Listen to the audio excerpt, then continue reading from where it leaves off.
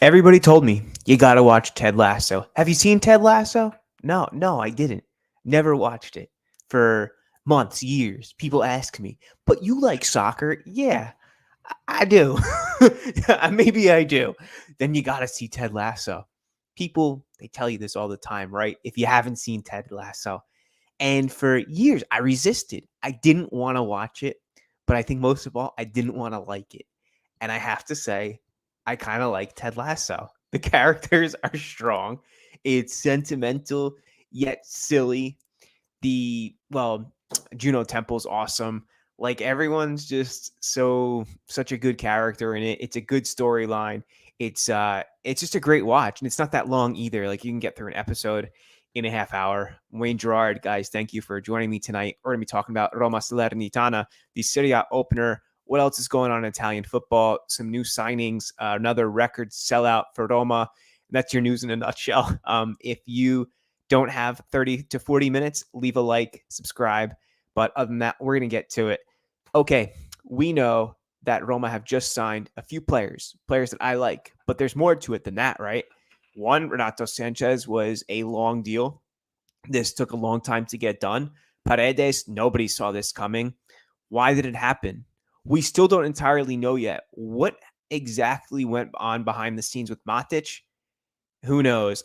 You can read a ton of different things. There's no great, or I should say, credible story out now. Like he said, I've liked the project that Ren offered me and I took it. Is it as simple as that?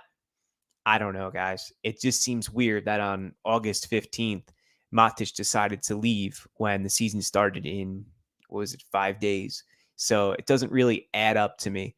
But we also have another player in Renato Sanchez who joins, and I'm really excited about this one. So before we get into it, I want to just ask you guys, wherever you're coming in from, how you're doing, leave a comment, leave some thoughts as we go on through this stream, and we can head right into, well, I guess, yeah, I wanted to talk about Ted Lasso more, but I guess that's it for now. By the way, Roy Kent, awesome character after Roy Keane. The guy who plays Jamie does such a good job at being a jerk. I'm only on like season 1, episode 5, so don't ruin it for me. And as we go along, we've got our guy Paredes here returns. All roads lead back to Roma, and we've got Daniele De Rossi saying, "Welcome back, buddy. This number, take it, Pintado. I think it's you earned it or you deserved it or something like that in Argentinian slang." So you can see here he takes De Rossi's old number. That's a big deal. That means a lot. I thought that this number was probably going to be inherited by Bove, but we see Paredes come and take it. So maybe when Paredes is done, it'll go down to Bove. But I think it's excellent work. As I put here in the title on Twitter, it's somebody who is taking an emergency situation, low cost. PSG essentially just let him go. He probably had like a year, maybe less on his contract. They were like, just sell him for peanuts at this point. But on top of that, I think when it comes to Jose, he gets a player who can sit nicely in front of the defense. Is he a true defensive midfielder who's going to break up the play like Arambat or the way that Matic often did? No, I don't think that. And I think fans or anyone else might look at that situation and say, okay, but then Roma's not going to be balanced. But the good thing is that they will have Cristante next to him. And I think that the two of them can work really well together with sharing those responsibilities, with their technicality on top of their endurance, and be guys who can really lead the charge, not just because they're going to make crunching tackles, but because they'll play their zone smart. They'll hopefully build up chemistry together. And what will be good about that is Paredes will allow guys like Aouar and Pagano to go on and do their thing too, and to become effective. So I think there's real bonuses to having Paredes back. He knows what it's like to be in Rome. He knows the situation and just exactly what it's like to play at the Stadio Olimpico, the intenseness which surrounds the club, which surrounds the team, right? It's not just any personality that can come to Roma and be a good player. No, not in the least. So, okay. What's up, Win Omar? I'm doing fine, man. We started talking about Ted Lasso. Now we're talking about Paredes and De Rossi essentially handing over the 16 some 3-4 years later now. So let's take a look at the other guy who comes over from PSG a little bit more now. And he says, thank you, Chiesa di Totti. He says, I'm happy to have joined this huge club. The Roma project really won me over, and I feel that playing here is the right choice for me. He said, it's so important for any player to feel the support of the fans. For me, on my first day, the impact that I felt helped me understand how much of these supporters love the team, and that can only drive me forward to give my all to achieve success here. Thiago Pinto then spoke about him, says we were following him for a long time. He's still a young player, developed the habit of achieving success in every competition, both at a club and international level. And of course, Renato Sanchez did win the Euro with Cristiano Ronaldo at a young age, and he could be considered one of the MVPs of that tournament. I think he was only 18. And Pinto continues and says, Renato has the technical and physical qualities that should see him slot seamlessly into our midfield, making it even more competitive. So thank you, Chiesa. Keep your comments coming in, how you feel about Renato and how you feel about Paredes. But in the meantime, I rediscovered my Gazzetta dello Sport membership. First time I've used it in like over a year. They've been sucking money out of my bank account. But we see here that Roma will sell out their stadium for the 34th time in a row. So if this goes on for 4 more matches at home, by the end of September, Roma could have essentially sold out for 2 seasons in a row, 2 full seasons in a row at home. And that's just an incredible feat there. So anything else? There was a rise in prices, and some of the fans are not too happy about that. A lot of the ultras and guys who are in, fan clubs and stuff like that. So, okay, on to our boy. It's not really our boy. He's Atalanta's boy, Zapata. It seemed like Duvan was just about to join the club. If we read reports every single day, Zapata on the verge of signing, on the verge, he's coming, he's landed. It's like, all right, okay, so when's he actually going to be wearing a Roma shirt? And now it looks like this deal has hit a snag, as Sky Sports reports that due to a change in terms, with Atalanta asking for a permanent permanent deal, I should say, worth 10 mil. This was supposed to be a loan with obligation of activating the transfer fee based on a number of appearances. It seems that Atalanta does not want to do that. In fact, what they want is just straight cash. They want 10 mil. I don't really blame them. Zapata is probably a player that can go to another league, and Atalanta would do well to get 10 million for him. Like, I don't think that's unheard of. But fact of the matter is that the league starts in, today's the 17th. It starts in 3 days. Rome will be on the pitch on the 18th is Friday, 19th on the 20th, and today is the 17th. And their starting striker will be somebody who scored 0 goals in Serie A last season. Now, this doesn't mean that I don't believe in Belotti, because I do. I think actually Belotti is somebody who Roma can put a lot of stock into this coming season. Okay, let's get you off of sharing for a second. Diego says, hi, Wayne. Do you know if the refs are going to be more trigger happy with the yellow cards as you've seen in the Premier League and the Liga? If so, we're in trouble, particularly with Paredes. I'm hoping that's not the case. I do know that there is this shift to make the game a bit more clean and stop time wasting. So let's see exactly what happens with that. Here we go. This is my mother-in-law. Says, I'm glad you like Ted Lasso. I told you you'd like it. Yes. Thank you, Tanya. So true. And it is great. It is great. We're really enjoying it so far. We have got a special guest here, and let's see how Matt Campia is doing. He's unmuted. He's ready to go. Matt, what's going on? I'm good, buddy. Wayne, how you doing? I'm doing great. It's nice to see you, man. You too. This is our first guy from the WhatsApp group who's joining our stream. Honored to be here, honestly. Like it's surreal. It's my first time being on any kind of Roma related podcast. You're the first person who I've able to foster some kind of Roma related community with, because none of my friends watch the sport. So and definitely don't watch Roma. So I appreciate it. Well, you've got the whole studio worked out. Looks really good back there. Yeah. No, in the last few months, while I've been putting off finishing my PhD, I've been getting the studio ready and making people know that I love this club. So here I am. What's your PhD in? It's in chemical engineering. It has to do with pharmaceuticals loosely is kind of what it's in. So So it's a safe bet to say you've completed calculus 1, 2, and 3. Not very well, but I got it done. More of a chemistry guy myself, but Brilliant. That's so cool. yeah. Good luck to you. Oh, thanks, And man. since you're a massive Roma fan, I want to ask you, how'd you become a fan of the club? Yeah, no, it's a great question. So funnily enough, I actually was forced to be laziale when I was a kid. My dad, I know. I don't like to say it out loud. Definitely don't like to tell too many people, but my dad's family is from just outside of Rome, around Sora, and his whole family has been and is Lazio fans.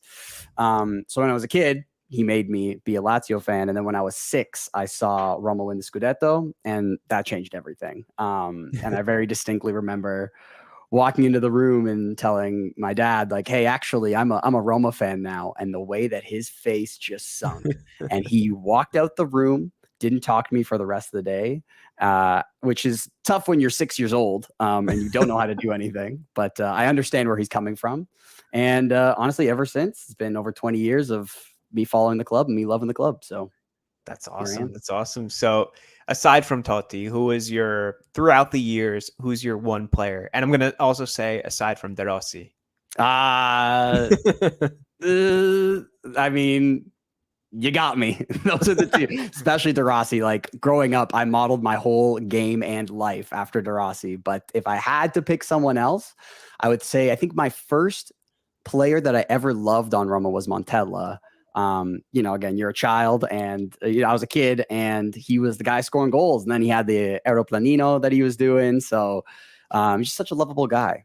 Yeah, I loved Montella as well. For me, it's a similar situation where like people always assume, oh, is it because of Totti? Like, why you support Roma? I'm like, but back then in 2001, 2002, like I'm 11 years old, there's not the same type of star player that there is now. Not, Yeah. there wasn't this Michael Jordan in football, right? Mm-hmm. So for me, it was Totti, but it was also Montella. It was also Marco Del Vecchio. It was Emerson. So it's not just like you said, you see Montella, he scores goals. Like who wouldn't be into that? Or like Marco says here, Mexes. Mexes. Yeah, it's a great Never shout. forget. He really should have never left Mexes, but Yeah. anyway. Even after he left us, he was still scoring bangers from outside the box. So It's true. It's true. How you feeling about Sunday? Cautiously optimistic. I would say the whole season is going to be cautiously optimistic. It's Salernitana, so they can't be, I don't want to put anyone down. You always want to, put your A game on, but it's just Salernitana. I'd like to think we can get away with the 3 points pretty easily. As you were saying earlier, like I think there's a lot of hubbub about whether Belotti can perform this year. I think he can. I don't think he can possibly have a year worse than he did last year unless he starts banging him in his own net. But I think Sunday will be good. It'll be a classic like Mourinho Roma style game. We're not going to be winning, 3-4-5-0, but I think we'll be comfortable and we'll get the 3 points, I think. Yeah, I think so too. Roma should take it. However, when we look at some of these players, right, they're strong.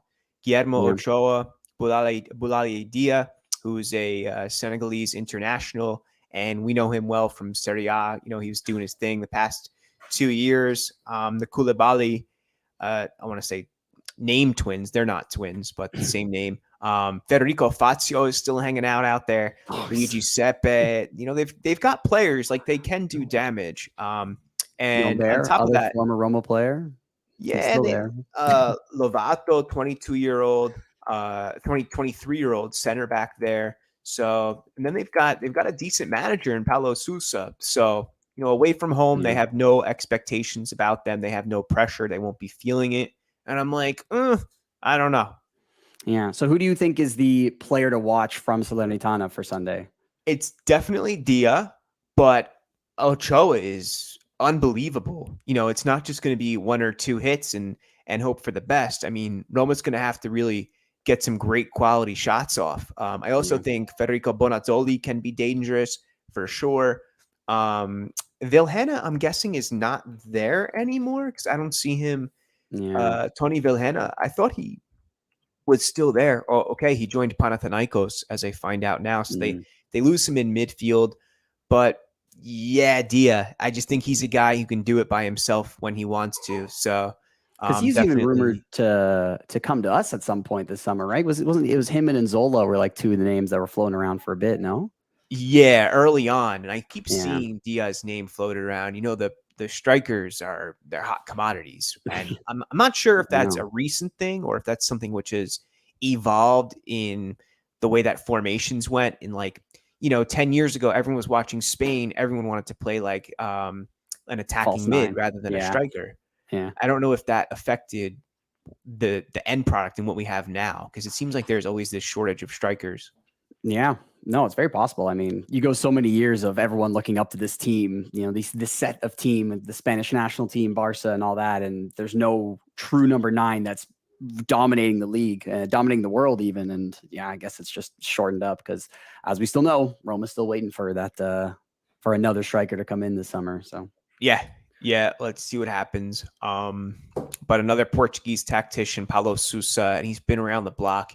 He's a quality manager. So that's what we got. How you feeling about the new signings with Zapata, with Paredes and Sanchez? What are like your initial impressions? my initial impressions are like, I want to say good because from what I've seen of them, I like a lot, right? Like Sanchez, he was an absolute monster, when he first came onto the scene around when Portugal was winning the Euros and was like, one of the hottest young stars. And then he kind of just disappeared. And then shows up a couple of years later and he's playing for Lille and he's winning the Ligue 1 with Lille and he is having an unbelievable season and then disappears again. So I think it really depends on what version of Sanchez we get. I think if I'm excited to possibly see that we get that good version of Sanchez. And the worst case scenario is we end up getting the hurt, doesn't really play much, doesn't really perform Sanchez. And he has that special clause in his contract where if he doesn't play a certain number of games, we don't have to buy him. So it'll be like a Kamara situation where we try and not to play him too much. And then he kind of just fades off into the ether. Yeah, low risk, high reward. Yeah, absolutely. Absolutely. So I think Pinto really smashed it with this of, hey, we're going to give you a loan. We'll give you a chance to show what you have. And if you perform, hey, we'll have you play. We'll have you stay on for a little longer. And if not, then sorry, dude. Bye. Yep. And I know the fans, like for me included, it was upsetting when Fratesi didn't get signed. However, when you see the deals that Roma did last year and they're doing this year, it shows a reality of what can actually be done. Yep. What type of players, what type of transfer fees can be expected. Last year, Roma spent 7 million euros in transfer fees. This year, they've sold, I think, since Zaniolo, perhaps I could be wrong, but I feel like it's 100 million euros worth of players. I've got this number stuck in my head. I could be slightly wrong there, but so like when there's that much being sold and they're still not buying, they're not having these big mega deals, mega for Serie A of like a 30 million euro, 5 million per year per season. Let's say that's a 4-year deal. That's a 50 million euro deal amortized over 4 years, right? So when you don't see that, it's like, okay, this is the situation. And I think as fans, like we have to understand Sanchez is a great deal. Why? Because like what we spoke about, high reward or low risk. Well, the deal financially is low risk. Yeah. The risk of the player playing is like almost a 50-50. He missed 18 games last season. So, but that's what Roma can do. I think Pinto has made the best of the situation. I agree. I think I genuinely, from the bottom of my heart, think that Pinto probably has the hardest job in the top 5 leagues because he has, in theory, he has to provide for a big club, a club that has really high expectations, really high ambitions, owners who are willing to back the club, who are injecting as much money as they can, doing everything. I'm no finance guy, but from what I can tell, they're doing a lot behind the scenes to make sure that Roma has the most amount of money and are taken care of as best as they can. And then Pinto sits there with his hands tied, like, I can't spend any of this. Like, I cannot spend any money, and I really have to be a hard ass, pardon me, about who we can bring into the club. And I think it's it's tough when, we're sitting here 3 days, as you said, before the start of the season, and we still don't have the player profile that we've been looking for the whole summer, but not much really he can do. It's really hard to get that, as we kind of said earlier. And, kudos to Pinto for even trying and kind of being like the anti-Monchi, if you will, of just being so stingy that basically nothing comes in rather than the opposite. Yeah, it's and with that, it's not like, okay, sell the dead wood and now there's expectations of like finish 10th. It's like, no, you got to sell everybody and then finish in the top 7. You still got to make a decent, I mean, I wouldn't count conference league as being decent, but like you still got to make a quality run of the season. Yeah, absolutely. And look at the other teams. Like Juventus last season bought Pogba or whatever. I don't know what they did with the details of his contract, but they brought in big players. Like there's quality. So Inter also, and if Lukaku is good or not is not relative, but they still paid and still brought big players in. Milan, Leao was still there. They kept the structure of their team after winning Serie A. Osimhen stayed. I give a lot of credit for Napoli, but even they still spent. Like it's not it's not true to say like Napoli was this budget club when in fact they spent, I think, the most or second most out of any Italian team. Yeah. So yeah, and I mean they also with Kvaradona, I mean they kind of hit the jackpot with those of these. They played the deals really smart. They made these really, really smart deals that really paid off. Everything came together last year and it worked for them. And I think that's kind of the same expectation we need to have is, hey, we're not we're not signing Holland, we're not signing Mbappe and whatever, but we're making these moves that we are able to make. And there's thought going into them of, hey, we need to fill certain roles. And we're trying to make them. And we're going to see how these things all fit together this season. And because any move, any transfer can either be a boom or a bust. And you never really know until you give it a shot. So for that reason, I think Sanchez and Paredes could really be something special for us. They could be absolutely useless. Who knows? But I'm excited to see what they can give. One guy who can come in and change this team, your dream signing, who would that be? And I can't say go back in time and get Prime de Rossi. No. And is it allowed to be unrealistic? Or does it have to be realistic? No Messi, no Neymar. Those are the only two. Oh man, honestly, it would have been Scamacca. Like that was really that dream signing. I know it's not going to happen anymore, but that was really the signing that I was looking forward to this summer. Like a dagger.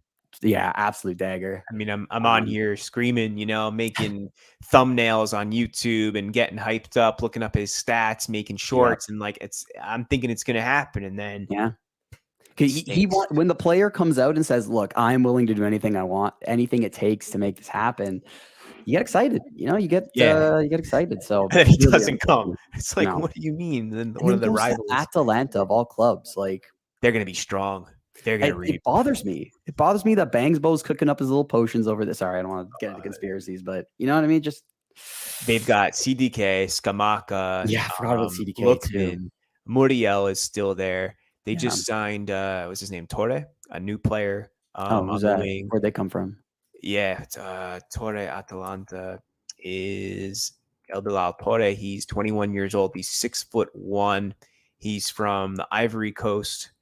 And he was born in the Ivory Coast, but he plays for Mali's full international team. So I thought he was a winger, but apparently he's a striker. His transfer fee was 30 million euros, which is the most expensive in club history. Wow. Significant. Yeah. Hey, that Hoyland was treating him well. Played for Almeria last season in La Liga, scored 7 goals in 21 appearances. So it's half the. All right. Wow. So that's a big investment for them for years to come too. So yeah, they're not messing around. They hardly miss with their signings. So even though they bring him in, they didn't want to let Zapata go for any cheaper, eh? Nah. They're like, we don't have to, and they're like, we could just keep him for depth and sell him in January.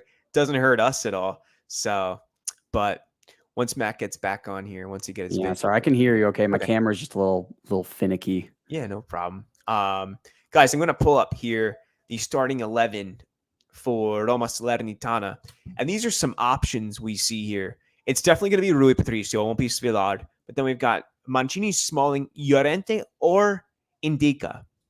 In the midfield, Kristensen or Selic. In the midfield, definitely Lorenzo Pellegrini. He's your club's captain. Cristante or Paredes. Aouar or Renato Sanchez or Bove to make up the last of the center midfields of the intermedio, whatever you want to call them there. On the left, Spinazzola or Zalewski or El Shaarawy. Up ahead, Dybala or Belotti. This is what I'm thinking, guys. I think it's going to be Mancini, Smalling, Llorente. Not Llorenta. Sorry. Spelling error there. I think the right will not be Selic. It will be Kristensen. Why? Because what I've seen in the friendlies, we have not really seen too much of Selic, oddly, ironically. Then Pellegrini, surely. Cristante, definitely. Sanchez hasn't even practiced yet, or maybe one session he got in today, or maybe half day yesterday, especially over Paredes as well. I think Aouar, who's been sensational, phenomenal in the friendlies, will get the start. On the left, Spinazzola, more trusted. He's the veteran over Zalewski. Up ahead, Dybala will play the number 10 with Belotti, who takes the number 9 or 11, whatever you want to call it. And that, to me, is your starting 11. Matt, do you think this is accurate? Yeah, I think it's bang on. I think Indica too soon, so he's not going to start in that back three. Llorente, we've seen how good he can be when he's on his game, so I think this is a solid back three. We know Rui's our starting guy, even though he's getting up there in age. Dybala, Omar, I'm just seeing Omar here. Dybala's banned from the first game. You're right. He got the cautionary stuff. I think I was just reminded of something. You got to be kidding me. Yeah. I think he's right. I think he's right. I think he's bang on. Because it's either the first game of the season or the first Europa League game. I can't remember, but I'm pretty sure Omar's right here. He's got the Dybala in the profile picture, so I think he would know. El Shaarawy. El Shaarawy, which right. also was near the end of the preseason. Those last couple games, El Shaarawy was doing well. So yeah. If he and Belotti can stay high and the midfield can combine and hit on the counter, then I think that these guys will get their opportunities. Yeah. I don't think it's the end of the world. No, I agree. And I think if Aouar plays, even 70% of how he was doing in preseason. Now, we can only take so much from preseason, but he looked confident. He looked excited. He was moving the ball great. I don't think the service in the final third is going to be a problem at all. So far, Aouar has just looked so cool, so smart. Yeah. We got a shout out there for Pagano before. Oh, yes. I'm excited about him. I love the way that Pagano plays. That's from Enzo, by the way. Enzo's been doing a great job on Twitter. If anyone's on Twitter, he's been making really great quality posts, informative stuff that people want to look at. So good job, man. Pagano starting though. We think he starts? I feel like he's I think he's too young to start. I think he comes on as a sub for Aouar, maybe in the 80th. Mm-hmm. But that's great for us. Him and Bove probably coming off the bench. Could be huge. Could be huge for us with Pellegrini suspended as well, right? I forgot about that. So I guess I got to redo my banner here. Let's see. Let's sub this out. So without Pellegrini, I'm going Bove. And then instead of Dybala, SCS. So I still think it's good. I think it's strong. Bove and Cristante can work together. I think that's fine.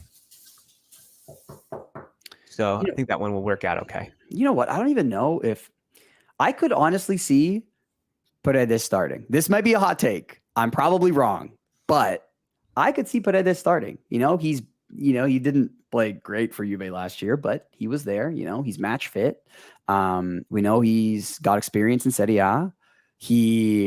I don't pay too close attention to him, but from what I've seen, he seems like a really hard-nosed Mourinho-style player. I could see Mourinho, if he does well in his first couple training sessions, maybe he's like, you know what, first game of the season, let's hit the ground running, let's give it a shot. I'm probably wrong here, but maybe he gets in as a sub at least. But I think that there is a percentage where he could be seen as a starter. I think you bring up the point that he's match fit. It's totally true. Man just won the World Cup with Argentina. If Mourinho gives him a few lessons and keeps in his ear, Yeah, maybe why not? maybe.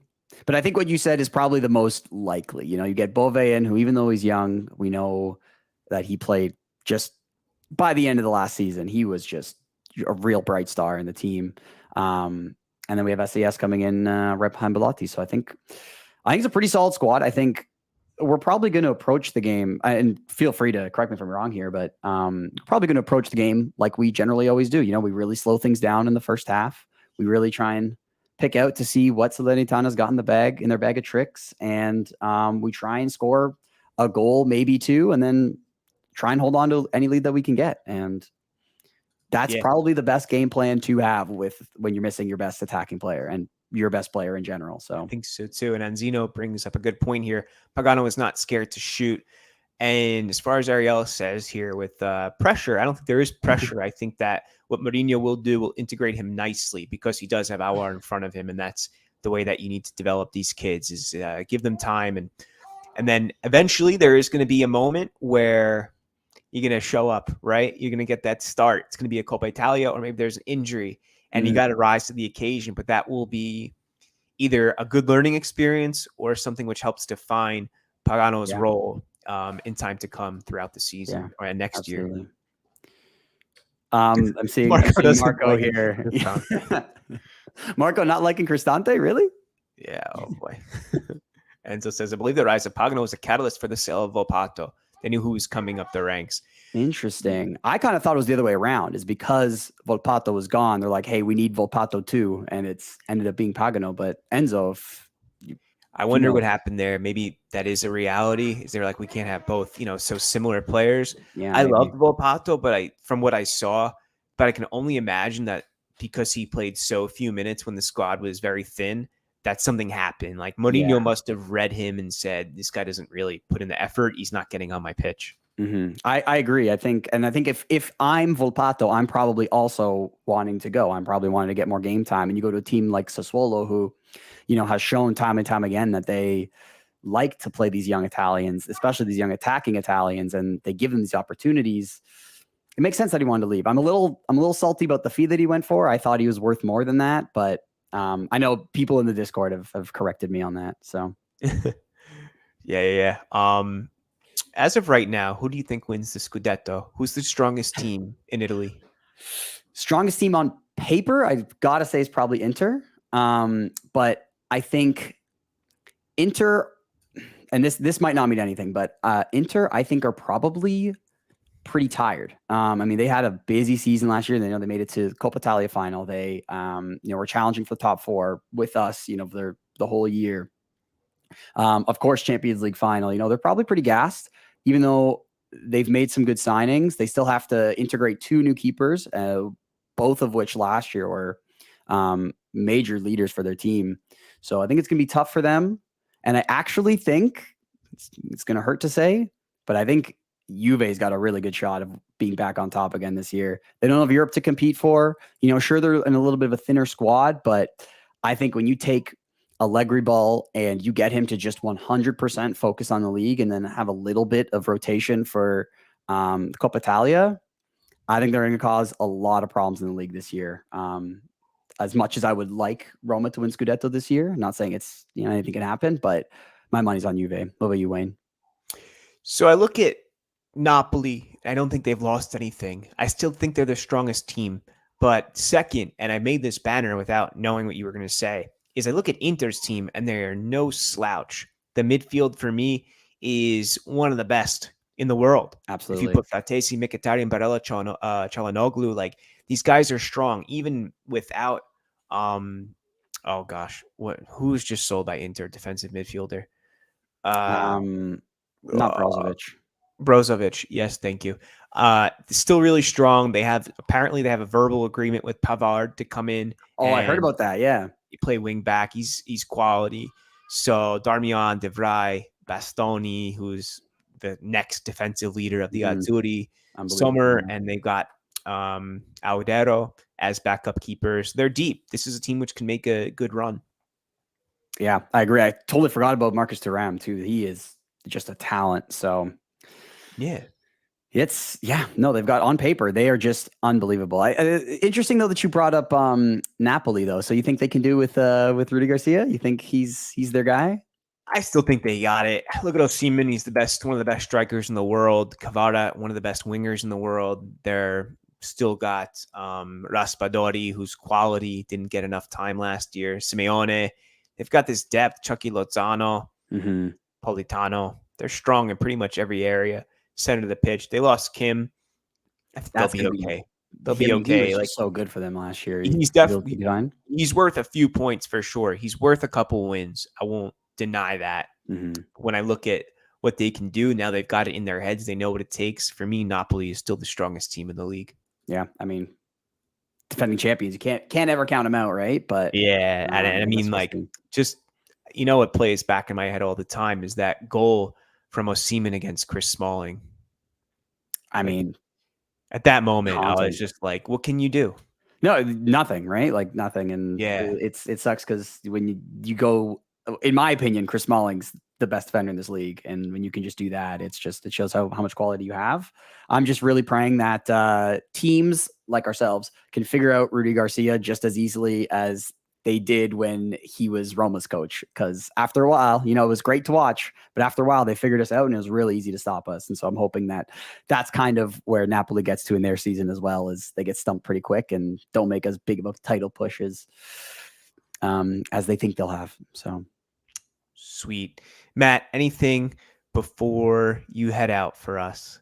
No, just honestly, big thank you to you for one, having me on, and two, creating this community. I think it's great to always have more places to chat all about Roma.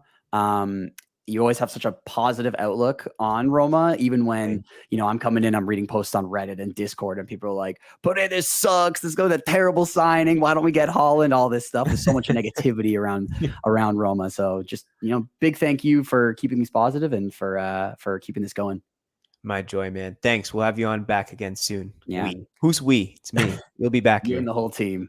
You and the baby. Yeah. Get here now. All right. Thanks, man. All right. Appreciate it so much, man. Have a good one. Peace. So big shout out to Matt. That was really cool. It was nice to talk to somebody who's just in this Roma community. It's great. It's cool talking to people and getting their perspective fresh. If you guys are ever interested in coming on too, just let me know. You want to talk BS, whatever it is. If you want to tell me about, I don't know, your grandma's Sunday sauce recipe, or if you want to really chat about football, either way, I'm here. But Enzo gives a cool shout out here about this player, Abel Ruiz. We'll have to take a look at him. A young Morata. I like that. You know why you said young, and for some reason, Fernando Torres popped in my head, and I just miss Fernando Torres from Liverpool and Atletico so much. If you guys are like my age or older, you remember how good he was at a striker. I wish Roma had a guy like that, like a true young buck. And Zeno jumps in here, says, Aouar is great on defense too. He plays for the team, just like Matic. And Enzo says he prefers someone with more experience than Abel Ruiz. So, and Silv says Sanchez will be our best recruit, technically only behind Dybala. Sanchez to me is so exciting because he's got that last, he's like one of the last few street ballers that still play this game. Somebody who was not just grown up in an academy, somebody who was drilled to a T about exactly what to do, where to be, what to think, which pass to make.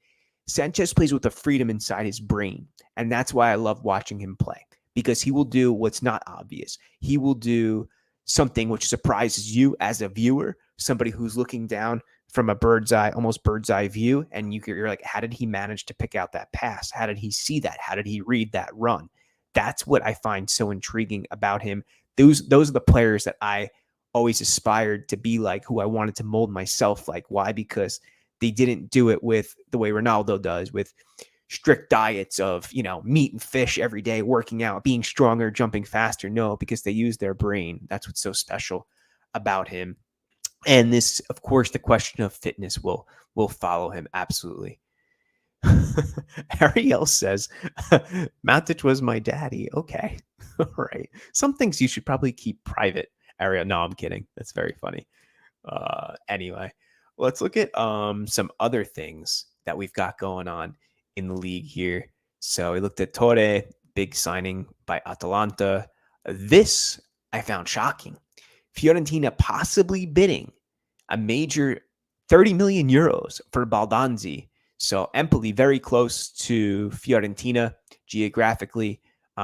Maybe like less than an hour's drive, maybe 45 minutes to go from Florence to Empoli, and really cool stadium in the heart of Tuscany. But here we go. We see that Empoli have already sold Vicario to Tottenham for 20 mil. And I could see it happen. If Nico Gonzalez goes for like 35, 40, why not get Baldanzi? And it says here in this report from Football Italia that Gonzalez is subject to interest, and then Castrovilli's move failed to Bournemouth. And they've also got this possibility that Amrabat leaves. So maybe Fiorentina changes a few things, couple things moving around for them before season's end.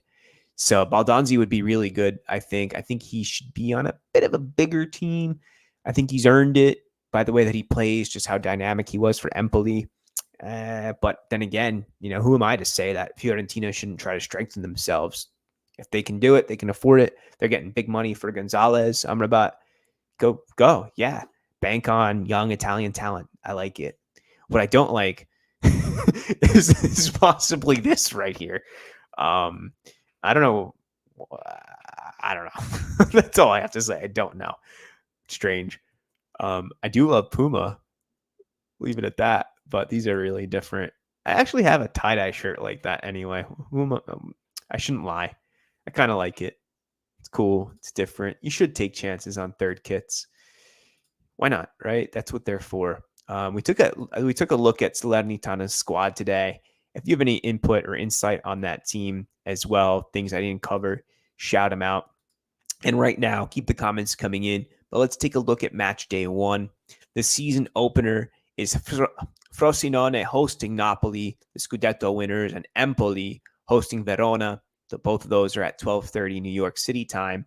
And then the late game, Genoa gets a visit from Fiorentina, and Monza travels to Inter to the San Siro. And then on Sunday, things start off with both Sassuolo-Atalanta, great game, and Roma-Salernitana. So it's a great start. Excellent. This should be really exciting with definitely the match Genoa-Fiorentina. Genoa should be a surprising team. Retegui, perhaps even Malinovsky. Inter will have their work cut out for them because I think that Monza has built up a lot of chemistry, even though Carlos Augusto now joins Inter. So bit of a flip-flop there. Was that Robin Gosens left, right? Sassuolo-Atalanta, that's definitely going to be a one to watch. I want to see that one for sure, even though it's happening the same time as the Roma match. And then another good one here. Yeah, Lecce Lazio. That one will be competitive. Lazio looks pretty good right now. On top of that, Udinese, Juventus. Okay, Bologna, Milan, Torino, Cagliari. So I think that the marquee matchup for me, the big game, Sassuolo-Atalanta, I think will be the most interesting, I think, as a casual supporter. That one I really want to see. Okay. What else? What do you think is the best? I'm going to say I think it's Sassuolo-Atalanta. Let's just take a look at some tweets before we go back to the comments. I see them coming in. So we took a look at Paredes taking the 16. Yeah, he's going to look good in it. I think he's going to do a good job, Paredes. I have a good feeling about his return here. We know Renato Sanchez, Belotti was supposed to join the Azzurri, but it looks like De Laurentiis does not want to let him go to the Azzurri without them paying for his contract. Anyway, it's Ferragosto. That was 2 days ago, August 15th. A lot of Italians are out going camping into the hills, to the beach. They're just taking time for themselves right now. And that's what we got going on. So we're back to the comments before we wrap things up here. Okay, we got a bunch. Good stuff. Enzo says, Sanchez is at his best when he's allowed the freedom by a manager to express himself in the midfield. Teams like PSG and Bayern don't allow that with other top players on the team. True. Great point. I totally get that. When it's less structured, it's more like you get that little bit of creativity in your brain. Creative people, they need to be given time. They need space. Sufyan is here. He says, shame that Roma sells so many youth players. You sacrifice points to give them opportunities and don't actually reap the true rewards. that is the reality of big expectations without, or I should say, under strict financial circumstances. Is Pinto's mission is to preserve the starting 11 without, while maintaining posterity, while maintaining, what's the right word? But while being compliant with financial fair play. So it's really difficult. You got to touch the youth sector when that's the case. And it's just unfortunate. Omar says, Baldanzi is a baller. And Enzo says that Lille allowed him to do Lille what he wants to. Also, Ariel saying, let him do what he wants. I like that. It's funny. Fratesi, Scamacca. Where we go? There we go. Fratesi, Scamacca, potentially Baldanzi. Another name added to the list of players we missed out on. I hope not. I hope Roma can grab him. Anyway, Omar says Lazio to draw Lecce. And Ibanez did score. I think it was a penalty. Yeah, Ibanez messed one up already and also scored. I guess that levels out, don't it? Does the midfield make Pellegrini redundant given his current performance? I think Pellegrini should start less, one for his fitness, but also because at times, if he follows the same type of routine as last year, you can't just start him every single game. Whether he needs some time to recoup physically and mentally, maybe. But I think this is a good thing because you don't want to beat the heck. You don't want to wring out all the juice of the players, not before May. So we'll see what happens there.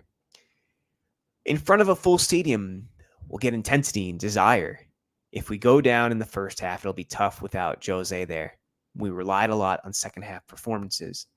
An injured Pele is one who can be benched now.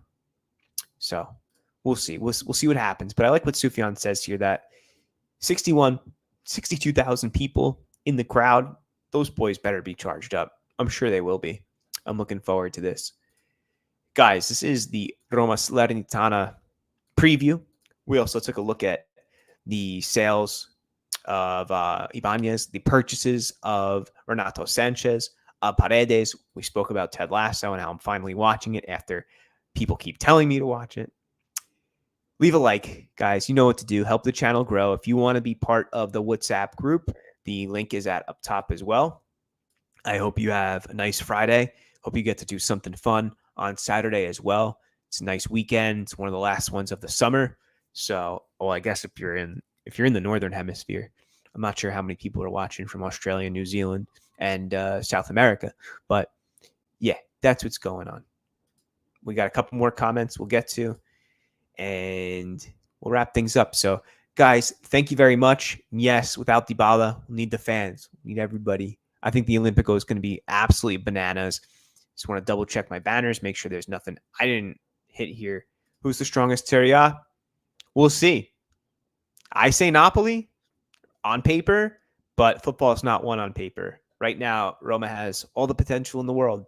They've got a phenomenal manager, one who's won just about everything in the world. They've got a team who's unified. What's stopping them? We'll see. Talk to you soon, guys. Ciao. Thank you.